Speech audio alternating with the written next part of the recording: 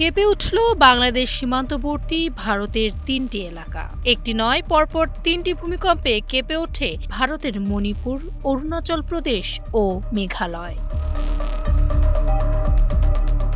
ভারতের জাতীয় ভূকম্পন বিদ্যা কেন্দ্র জানায়, বাংলাদেশ সময় ভোর ৪টা ১৩ মিনিটে মণিপুরের কাংপোকপি এলাকায় ভূমিকম্প হয়। এর ৫ মিনিট পর ভোর ৪টা ১৮ মিনিটে অরুণাচল প্রদেশের ভুটান সীমান্ত এলাকায় আরেকটি ভূমিকম্প অনুভূত হয়।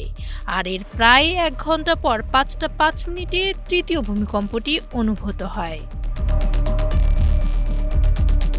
পরপর তিনটি ভূমিকম্প অনুভূত হলেও ভূমিকম্পগুলোর মাত্রা ছিল খুবই মৃদু।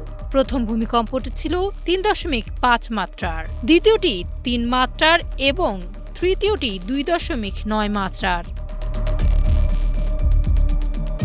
এদিকে ২৮ জুন রাত ৯টা ৫৩ মিনিট ১৭ সেকেন্ডে কক্সবাজার ও চট্টগ্রাম সহ দেশের দক্ষিণ পূর্বাঞ্চলের কয়েকটি এলাকায় মৃদু ভূমিকম্প অনুভূত হয়েছে।